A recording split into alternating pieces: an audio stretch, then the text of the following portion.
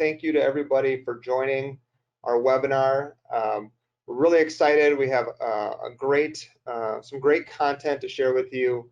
Today's topic is the integrated local marketing for franchises and how to maximize that digital presence. First of all, I wanted to thank you for joining, let you know that we will be recording this, so we'll share this out after we're done. And then, of course, there's gonna be Q&A at the end, but if something comes to mind at the moment, don't hesitate to ask a question. We'll try to get to them while we go, but otherwise there will be a session at the end for questions. So with that, want to introduce, first of all, myself. My name is Steve Hartman. I am a National Account Executive at GatherUp. So I'll be talking today a little bit about reputation and reviews in the local space. And then I'm joined by Tom Lynch, the VP of Growth at Location 3. And also, Location 3 owns a digital marketing platform called Local Act, and Tom is heavily involved with that. You may be wondering about partnership or how the relationship is between Location 3 and GatherUp. And really, it's just informal. Our relationship is just in the interest of local marketing, local SEO, and how to help businesses show up well online. And so that's kind of how this came together. Like I said, we have some great content to share with everybody, and I'm going to let Tom kick it off. Yeah, thanks, Steve. We're big fans of the folks over at GatherUp. Just got some really smart people in the industry, and we've all kind of known each other going a ways back. So it is nice to finally do something together. So thanks for inviting us. Of course. Let's see if I can get control here.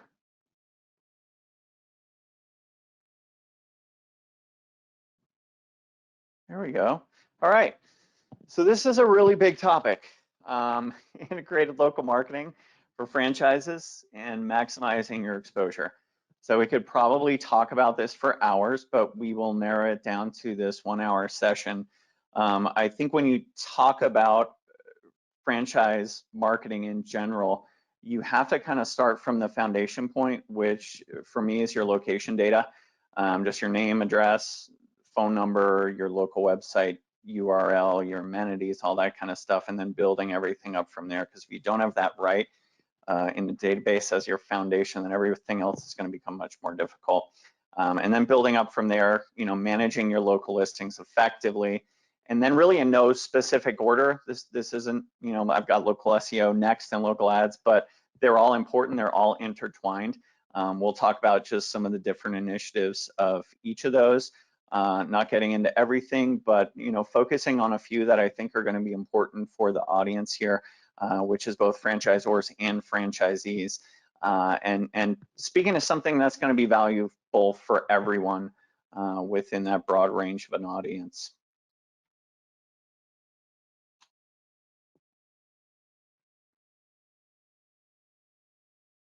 I apologize, again, I'm having problems with controlling the slides. Steve, maybe you want to just drive and we'll just bounce through. There we go. All right, cool. You can pop to the next one. So we're going to start, and again, I said in no specific order, with local advertising. And the way we've structured this is to give an overview, show things that are covered within each of these categories: paid media, and then organic, which is going to cover SEO, site-side stuff, and local listing stuff. And talk a little bit about who should or could have responsibility with some of these tactics and some of these strategies, and then just deep dive into a few of them that, like I said, is going to be valuable for most of the people on here. So starting off with paid media, over on the enterprise side, responsibility for things like linear TV is traditionally on the franchisor side. The enterprise should handle that stuff. They're big buys. They really cover a lot of reach and exposure. They have expensive minimums. Then moving to connected TV over the top, similar with those ad buys, but you'll see this goes over into a little bit of that crossover area. because these can also be bought at a market level or a regional level. They still have pretty decent size minimum buys, like $5,000 or $10,000 a month. So they're not really great for an individual franchisee, most individual franchisees to be buying on a monthly basis. But for co-ops and regions, they're a fantastic campaign ad type. So that's why that crosses over. Programmatic can tend to be really complicated. There's a lot of ad networks, relationships. There's a lot of tracking integrations. Again, because of that, typically bought at an enterprise side.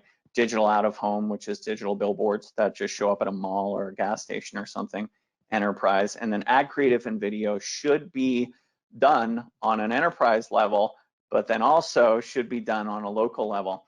And with any of these, anything that the brand is doing should be done to scale out for the individual franchise owners. With ad creative and video as an example, you can create those assets and then allow the individual owners to customize them to their specific location or even their messaging sometimes, and that may just be a footer or a header. So Steve, you can jump ahead. We're just going to touch on a few of the tactics in here. We're going to start with local search, some of the trends that we're seeing right now in local search. You can see the graph here at the bottom. Near me searches are continuing to grow, particularly in mobile, 136% year over year. And this trend graph is near me growth over the past 5 years. 4 in 5 consumers want search ads customized to their city, zip code, or immediate surrounding. And when those ads have local business name in them, location extension, local messaging, they're targeted locally, their audience targeting is local, those ads convert at almost double the rate of non-localized ad messaging and ad campaigns. I think it's around 17% conversion rate to 8% conversion rate versus a national and a local ad structure.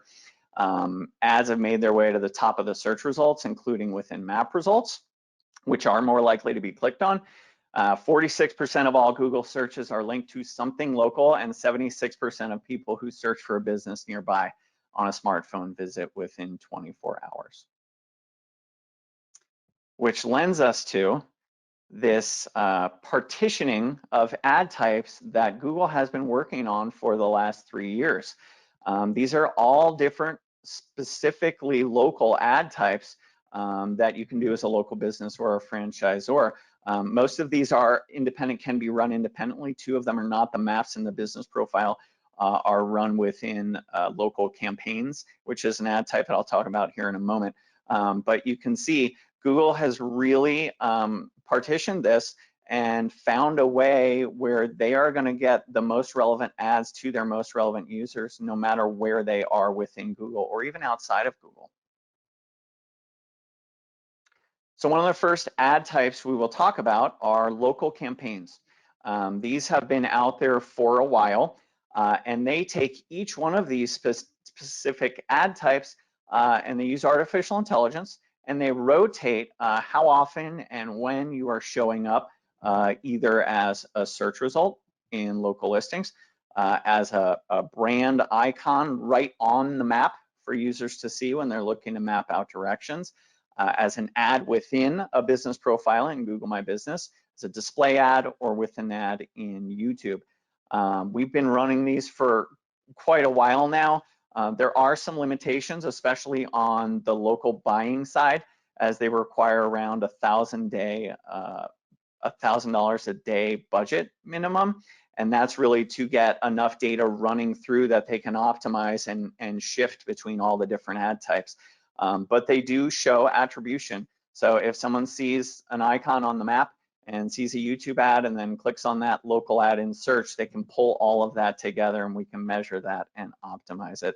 So this is something that has been building for a while and something to look out really as the future of Google local advertising. Another unique and local ad type are local service ads. LSAs show up, you can see the example over here on the right, above your traditional search results, your paid search results. There's a lot of different categories that qualify as service categories. Could be plumbers, landscapers, pest control, tax accountants. There's probably 40 or so, maybe a little bit more that can qualify for these ads. It is a unique ad type that runs independent of your local paid search ads. So you can set your own budgets. Google gives the local business owners CRM so that they have access to receive notifications, to get those leads themselves, to manage them, to respond, to close them out, to request reviews right from within that CRM. It's a pretty neat system they've set up there. It doesn't have the limitations in terms of those minimum high levels of budget that the local campaigns have, but it has other limitations in that it is difficult to get set up. You have to go through a process for individual insurance validation, individual background checks, get all the profile information in there. And then it does put a lot of the onus onto those individual business owners to actually manage those leads and get in there and be proactive about them. So this is something that is really broadening out now and has been around for even longer. It's been around for about 6 years, but there are not a lot of franchise systems doing this because of the complexities involved in the setup, but it is very doable now. And then the last one we'll hit on here is local search ads, the tried and true. They're at the bottom of the funnel in your conversion funnel, where you can get your most bang for your buck as a franchisee, spending little amounts of money every month and getting a high return, getting direct conversions from it.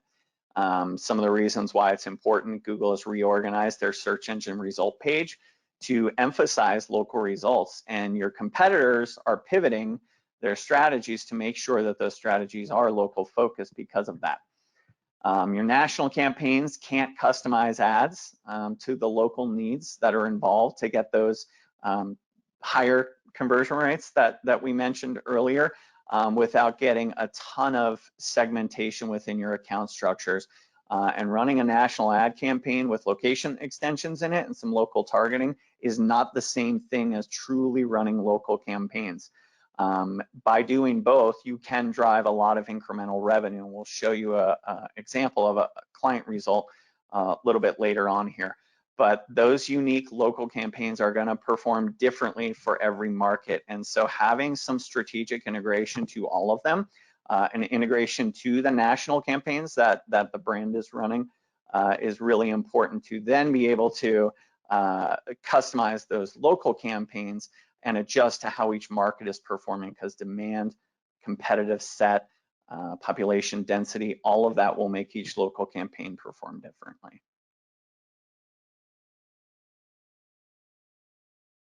And here's that example that I mentioned. So when you're implementing truly local campaigns and strategies across a franchise system or a co-op system, you can see that the growth is real. I couldn't share the numbers in here, unfortunately, or the brand name, but this is a real client result for incremental revenue growth against the national campaign or collaborating with the national campaign to a brand who had a really strong national campaign with localizations running within it.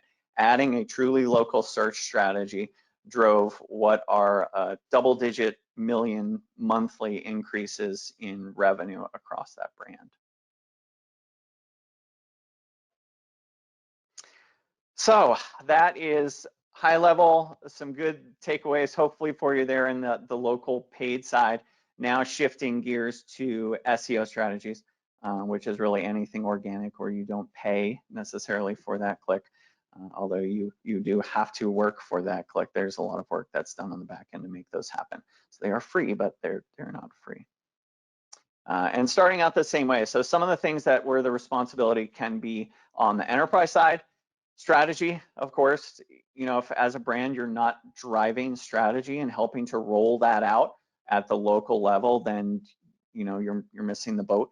Your site side technical SEO, your content that you're creating on the website, all of that is going to power the results on your location pages for the local franchise owners. Link acquisition, do you have a strategy there? Are you doing PR and are you creating video assets similar to what we talked about with ads that can be used across the system or that can benefit the whole system? And then over on the local side, local owners can and should be creating local content for their pages. And then in addition to that, specialty content that they can be creating. If you're a cleaning company and you want to specialize only or do specialize only in cleaning medical facilities, you should be writing good content saying why you're better than anyone else at cleaning medical facilities. What are the nuances with cleaning medical facilities, etc. So that's something that you can partner with a company that writes content with you, or you can hire a social media manager that's putting content together, but it's something you should be doing. And then most small business owners are already doing networking, they're having events, but are you then taking those events and using that to post on GMB, using that to post on your social channels? Are you getting links from those companies that you're partnering with those events with, like your local Better Business Bureau? Are you following up with them and saying, hey, can we get a link to your site? Because that's really helpful and it's a good indicator to Google that you are a relevant page to pull up in those organic search results. And then I've got things like posts, reviews in that crossover area, because it can be done both ways. The brand can take care of all of that, monitor and respond to all reviews, roll those down to owners who aren't responding on their own for them, so they have active posts going locally, or the local owners can take that on. If you do that as a system, just make sure that as a brand, you are providing brand guidelines, information on how to respond, when not to respond to your local owners, just to make sure nobody's getting into any hot water or getting in over their heads. So at a high level, that's kind of that responsibility breakout. Some of the trends we're seeing on the local SEO side, I would probably be remiss if I didn't mention the zero-click phenomenon. That's been happening over the last couple of years. Zero clicks rose 65% in 2020 for desktop and 77% in mobile. See if you can jump right to that next slide there.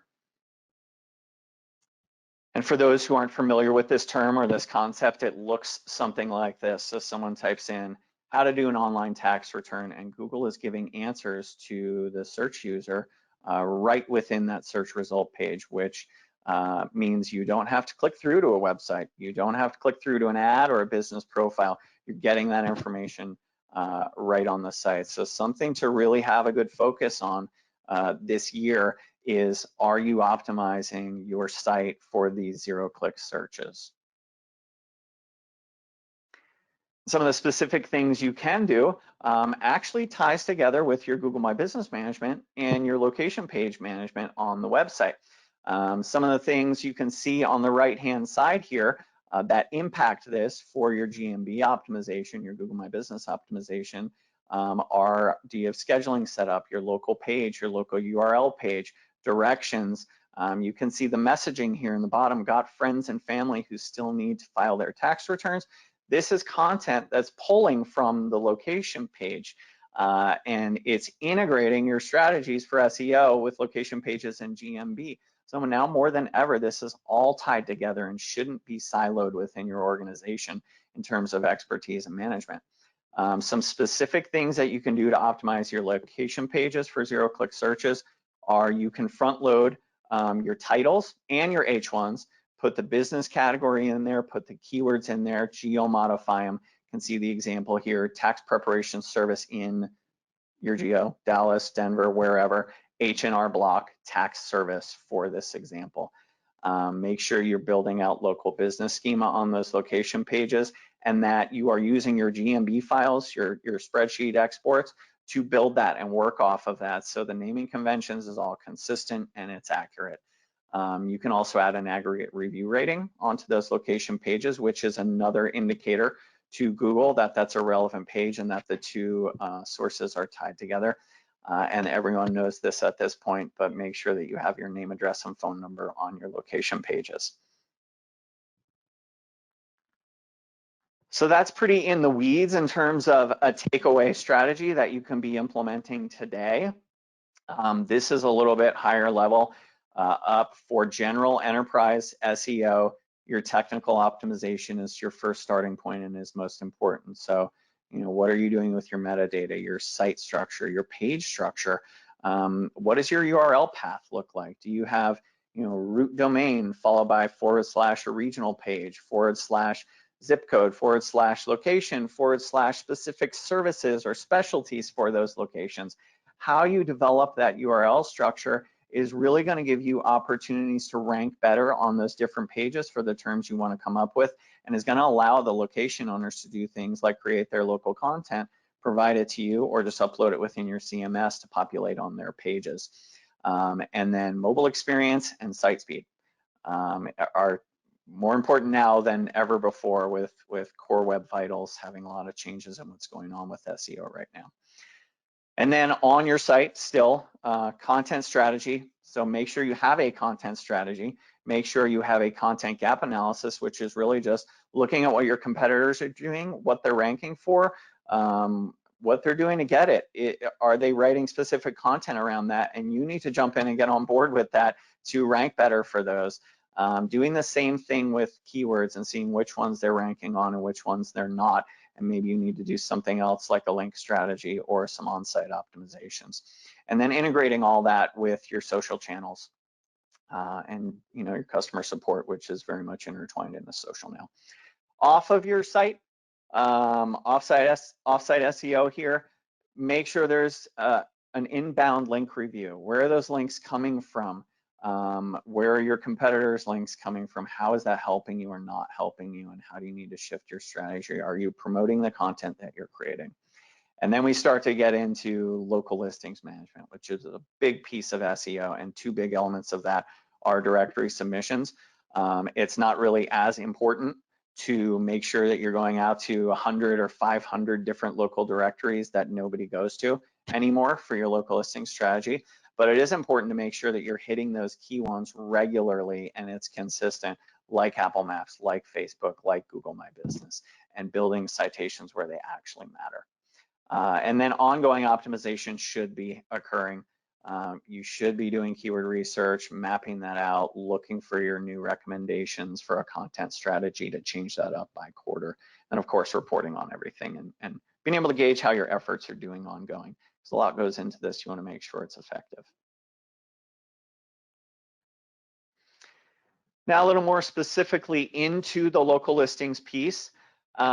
This is a study that is done by Darren Shaw over at Whitespark, and it was done by David Mim for years before that, and Location 3 is involved in this as well. And all of the local experts agree that including leveraging the power of GMB is essential to your local marketing strategy. You can see the importance factors of local SEO within this chart from all the local experts in the industry. GMB in 2013, moving on up to 2020. The importance of managing GMB effectively in 2013 was on par with your on-page elements. It was on par with your citations that you were getting, like I mentioned, across hundreds of different sources. Now in 2020, it is the most important thing. And some of these other things, like the citations you get, are almost insignificant. And I love some of these quotes on here. Volume of citations will no longer help you rank better in Google. Stop buying listings management packages based on the number of sites in their distribution network. That's from David Mim. And I would even add to that, stop buying listings management packages based on the ease of a plug and play platform. Buy it based on the expertise in local listings management with a partner or a platform, tied into the expertise and engagement with your SEO, tied into the expertise and engagement with your Google local ads, because it's all tied together. And then another great quote on here from Darren Shaw: broader citation consistency does not matter that much anymore. Google has gotten smarter.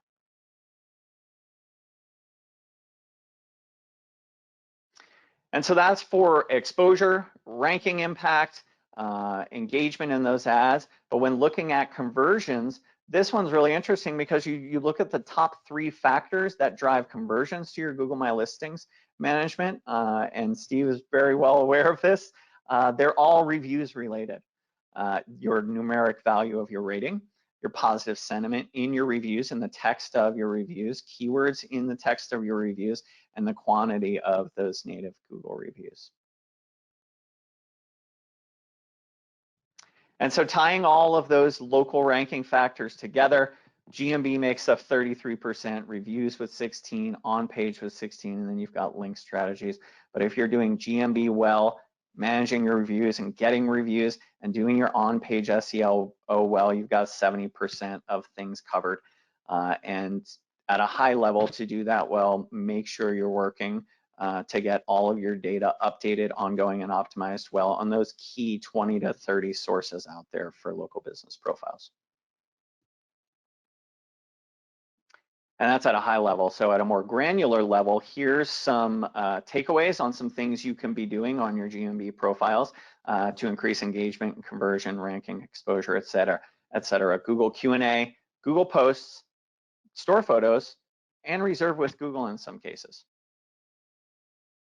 And we'll just jump into little examples of each of these. So for Q&A, you can see an example over here. Can I do my taxes with you without coming into the office? A very relevant question for the day and age we live in right now.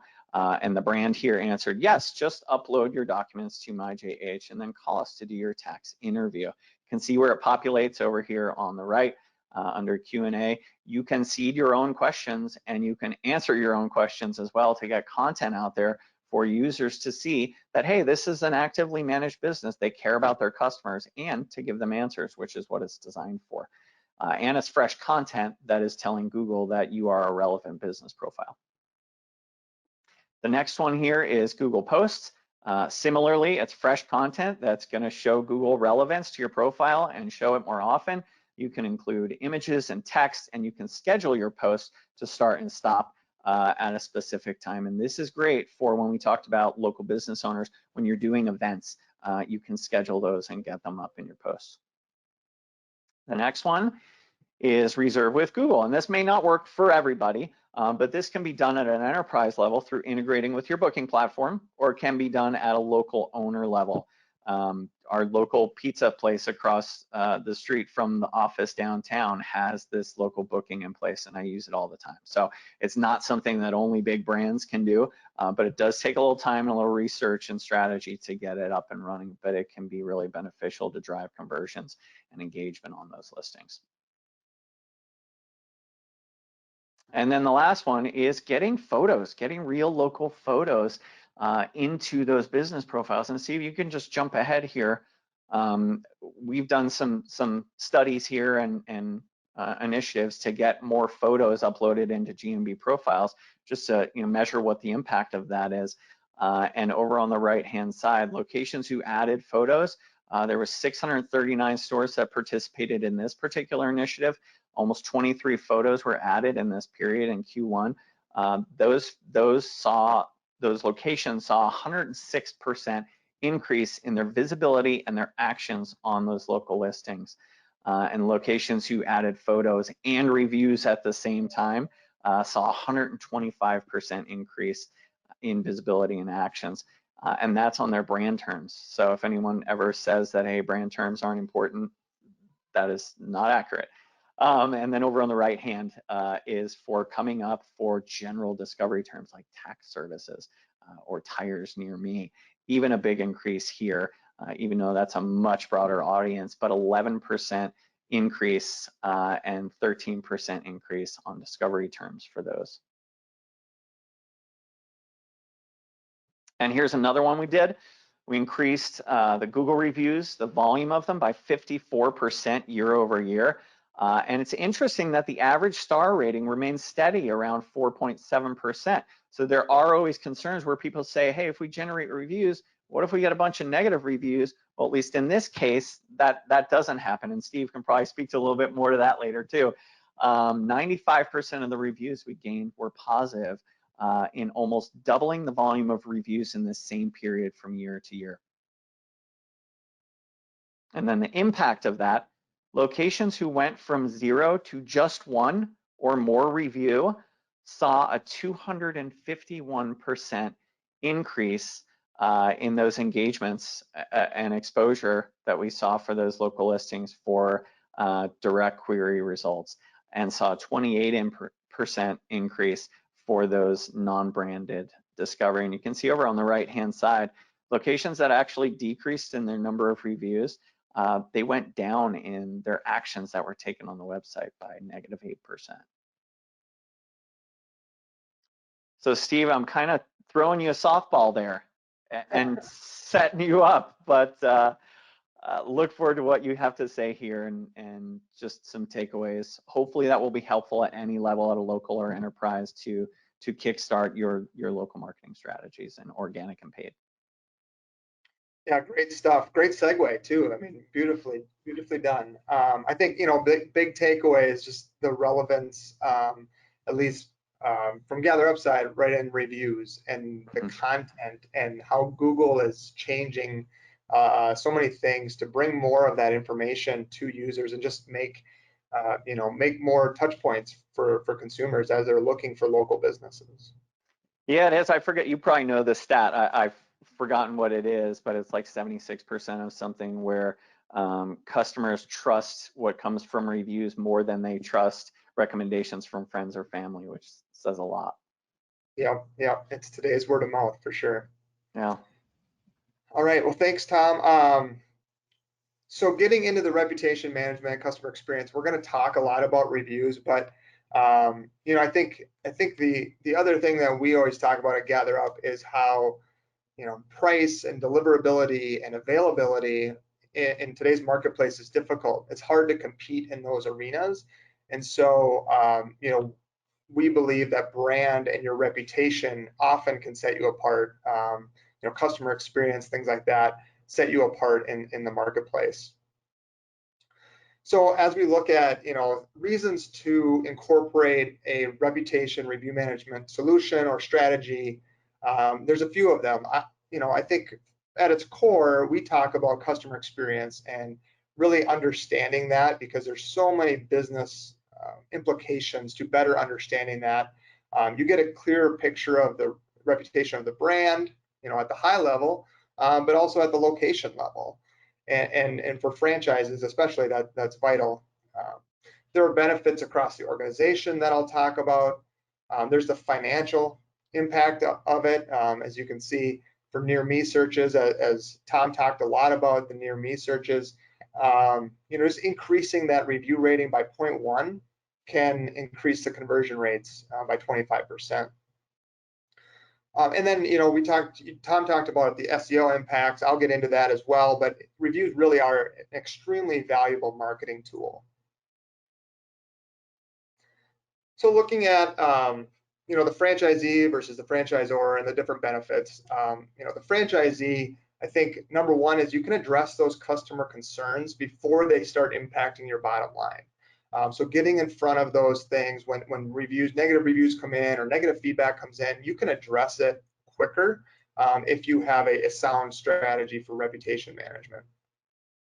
Oftentimes what we see at GatherUp also is that you have some local control in your strategy, in your questions and things like that, and how you're approaching this. And so, again, going back to Tom, some of your slides, just being able to kind of have that local control there is important. And then, the reviews being displayed on the location pages. SEO benefits that have been talked about, really building that social proof at the location level, providing content, providing context for customers, seeing how businesses respond at the location level is important. On the franchisor side, usually what we see is the metrics, the performance metrics, the KPIs, understanding how different locations are performing against each other so that you can, create best practices around that. Removing the friction or creating kind of a standardized process is really important for the franchisor. Creates a little more efficiency, right? And then again, creating a best practices, because you're seeing the locations that are excelling, the locations maybe that need some help or improvement. A lot of the information you can get out of reputation and reviews can be used as insights for marketing, whether it's keywords, buyer intent, how people view the brand. And so you gain some of that as well. And then of course the brand itself, for business development folks, that's important. They want to be able to sell the franchise to other owners. They want to add locations. And so you use that brand and say, here's what we know about our customers. They love us. Here's what they love about us. Our net promoter score is 70 or whatever. And so there's a lot of benefits there as well. looking at the organizational improvements that can be made. So the reputation management solution can do a lot of this, and we've seen this from our clients. But whatever solution you choose or however you go about it, there's tons of benefits here. First of all, training and support teams. You get quick feedback, you can get real-time feedback from customers that can then say, hey, we have a gap here. People are mentioning, if you're a restaurant, certain menu items or something like that, or the service. And now all of a sudden you know that, okay, we need to make sure that our team members are mentioning this product, we're launching this product. Same thing with operations. So you might see insights here around a product or service or a service area, things like that, where you can start looking at it and say, all right, we need to improve here. What we're doing really well on this side of the business.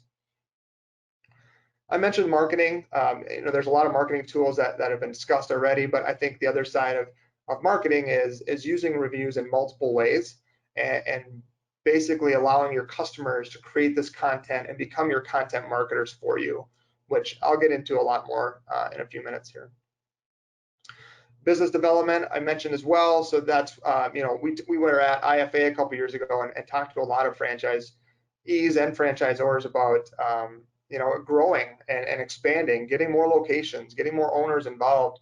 And a lot of that comes down to feeling good about the brand that they're buying into, feeling good about the processes that are in place. They want to also see what customers say, and they want to know what other franchise owners say. And so being able to collect feedback at both of those levels can really improve those sales. And then leadership and executives often, want to be more efficient. They want to create a process that's easier to utilize across the organization. They want to get high-level information, and all of that can be done with the review and reputation management. First and foremost, the customer, and I think the voice of the customer, how you treat customers is really a great indicator of potential success, of course, and it sets you apart. And so reviews aren't just a commodity that you need to acquire, right? It's really about listening to those businesses or those consumers, hearing from them. The other thing we often see is being proactive. There's a huge benefit to consumers when you are proactively reaching out to them. They look at you differently. They feel like they're being heard. When you give them opportunities for feedback, that's just an opportunity to win them over and have them become brand advocates. Another benefit to consumers is the ability to create marketing lists. This is something that we see sometimes with certain types of businesses who want to leverage customers who leave them a 9 or a 10 on a Net Promoter Score, or they want to target them with a new message, asking them maybe not for an incentive to leave reviews, but more of a thank you. We appreciate you. You're a great customer. Or if someone leaves a negative review, there's an opportunity there to win them back. Say, we'd love to have you come back and give us another shot. So the local SEO wins. This really is around the content concept. There's keywords, user-generated content. Google loves this information. You saw the slide, and Tom, you stole a little bit of my thunder with one of your charts with the ranking factors, but that's all right because I think we all use it in the industry. Sorry about that. It's all good. But reviews are a huge part of it, and that's continued to grow. Google puts a tremendous amount of their assets behind that and growing that and making more credible. The other local SEO wins are providing credibility, in a crowded marketplace. Like I said earlier, about there's things to compete on, and brand and reputation are that. So, and when you do those things and you improve your CTR, now all of a sudden, you continue to grow those SEO wins. So just a few examples of how this looks. The snippet here that you see with the star rating and the reviews is kind of hit and miss with Google. It's something they were doing and then they kind of took it away, but we still see it show up every once in a while. So we still know that there are opportunities here to display those star ratings and review quantity just within the organic listing. And then, obviously these are tied to things that people are saying. So when you look at your location pages, this is from a location page for pods, we see things like moving service included, right? That's a keyword that's often used in search. So having that content on your website helps tremendously. And then not only product or service based, but things about the customer experience. So in the second example there on the far right, you see they dropped it off on time and picked up on time. So on time is really important to people when they're moving. They don't want to have to wait for a storage unit if they have to be out of their house. And so there's intent, there's service-oriented things that you can find within the reviews, and that's obviously just going to help you show up more in search results. Also talking about the impact on on the local pack. So reviews, as we've said, rank second behind only GMB in terms of importance. But one thing to keep in mind is that reviews are like a financial portfolio, and you want to diversify that. So if you put all your eggs into one basket, for instance, Google, like a lot of us do, there's chances there that any disruptions can harm your business. And so we talk about reviews like that financial portfolio, where acquire some of your own, or what we call first-party reviews. Those are really, in our opinion, gold, because that content would be considered unique to the search engines. So Google reviews, we've seen those before. They're helpful on your website, but first-party reviews really set you apart. But then also focus on, the Facebooks, Yelp, TripAdvisor, the other sites that are relevant to your business. There's plenty of them. We recommend usually the big three, Google and Facebook, possibly Yelp, and then a couple of industry ones. So whether it's Health Grades for medical or Thumbtack for services, pick a couple that makes sense, much like you would with citations. You don't have to be everywhere all the time. You get diluted, but focus on the ones that make the most sense. So we were talking about Google reviews and how Google continues to put more emphasis on this, and you can see it based on the review summary. So as you look at your knowledge panel, and then you go down to review summary, this has expanded a lot in the last couple of years. And really, Google is just trying to provide more context for two groups of people, right? Consumers, but also businesses and their advertising functions. And so you get your rating distribution here. Now they're providing more context with business highlights or lowlights if you're not careful. They're even bolding keywords, so highlighting specific words used within these reviews. And then engagement from business. Google loves to see this. They love to see your responses. It makes, again, you look more credible, and I think consumers are seeking that out more often. So negative reviews don't necessarily disqualify you, but how you respond to those negative reviews could disqualify you. So other things we're seeing here are, more topic or theme-based sorting. So it allows consumers to look at reviews and say, I just want to see what people mentioned this product or this service. That's more relevant to me in my search. So Google's doing that. You may have also noticed just over a year ago, they launched review attributes in the bottom. Again, just providing more context. I think the number was roughly 24% of reviews on Google had no context around them. They were star rating only. And so Google wanted to, help businesses, help their search business, understand what someone did or did not like about the business. And so they launched these review attributes here that you see: good quality, good value, professional. And then verifying customers. So did you actually use the business? Are you a customer of theirs? So these are important indicators to Google, and we continue to see this expand through the years. So when it comes to reviews, GatherUp built this idea around a 5x review strategy, essentially amplifying a review's impact 5 times. What we don't want reviews to be are books that you read one time and they go on a shelf and they never get used again, right? We're just acquiring them and then they get discarded to some degree. So we want you to take that book off the shelf, read it again, use it again, learn from it. So what this review strategy includes are, summarizing the reputation, So on your website, your location pages, have a summary, have the star rating, have the number of reviews you have. Another great way to showcase reviews is by recent reviews. So Google, for instance, does not show reviews by default with the most recent first. They show it by most relevant. And that can be good, but it also can lead to situations where a 3-star review from a year ago is shown first. And that's probably not what the business wants, right?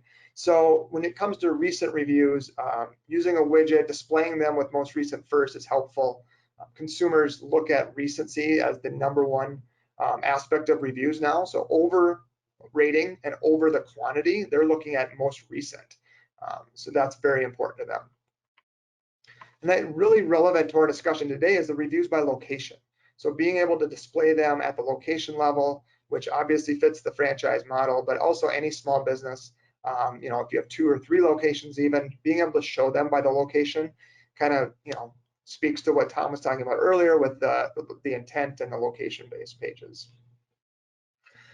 When possible, as you saw in Google, the product, service, theme, whatever the topic, those reviews are important. So if you can display your reviews that way, again, just providing more unique content to your site. So now you don't only have location page content, but you have product or service-based content.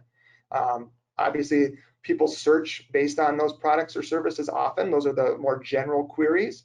And so if you can display reviews based on those products or services, you're more likely to show up for those search queries. And then lastly, use these in social media, right? So take reviews. What we can do, and our system helps with, but you could do it on your own. I've seen plenty of businesses do it, is take reviews, customize a background, and share it out on Instagram, share it out on Facebook, spread that love. And that's a great way to take older reviews specifically, reviews that maybe wouldn't be necessarily relevant today because they're a year or 2 or 3 years old, but you can share them on social media, and now all of a sudden they have new life, right? You blew the dust off them, we're ready to use them again. Another aspect of the review piece for the consumer is providing that social proof. That is so important. We all make decisions influenced by others, right? Like we talked about word of mouth, and this is today's word of mouth. So you need to show these, let people know what consumers are talking about. The other side of it is it validates your purchase.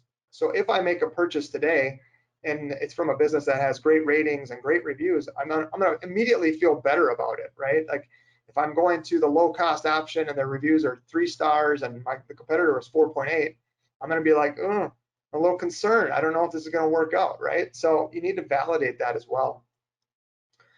And you can see the statistic here, testimonials increase conversions on sales pages by 34%. So just providing those gives that social proof that people need to say, this is credible business, they're reputable, I believe them.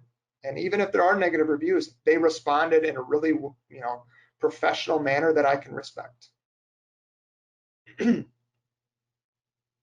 So getting into responding, there's a few different ways you can go about it, but we see the most successful businesses delegate the responding component. So, when you're in a franchise model and you want the local ownership or local group to be able to make those decisions, because the responses need to be personal, they need to be local. Where you can get in trouble is people take it personally. And I think that's the other side is you don't want people who are going to take things personally. That's why in my first bullet we say trustworthy with the messaging, right? So if you have a CS team or a training team, assign that responsibility to them to respond to the reviews. If you train the location owners or the GMs appropriately, you can certainly have them do it because often they're going to be the ones that are closest to the situation. And they can respond in quickly. The other thing is try to respond to all negative reviews. It's never too late. If a review is from 3 years ago and it was really bad, it doesn't hurt to respond and say, I'm really sorry, this took so long.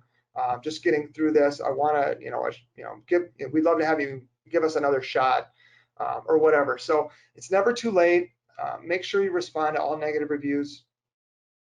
And then set a goal for responding to all reviews or positive reviews. For instance, 50% of all reviews we want to respond to, or 25%, whatever that number is, but hold people accountable to that. We see the most successful businesses with reputation kind of have standards, right? They have metrics and they're going to hold people to that because they know it works. And responding to reviews, we know works as well. Businesses that don't reply earn 9% less revenue on average. So some of the key takeaways that I wanted to share, just the high level is growing that revenue with social proof and SEO wins. Ultimately, that most businesses' goal is to drive revenue, and you have to drive new customers. And so with reviews and reputation, as we kind of alluded to here, that those are really key in doing that. Increase your location count and grow your franchise by increasing that web presence, showing your marketing stack and your tech stack, and then using Net Promoter Score or review ratings to really showcase your brand to potential owners. Make them feel good about buying in. Show what people are saying and elevate your brand to those as well as the consumers. You can run a better business with a standardized process and actionable data. That's the other thing that often gets lost, is using this data to make those improvements, to be more efficient, so that businesses can ultimately be more successful. And that's really what it comes down to with reputation and review management.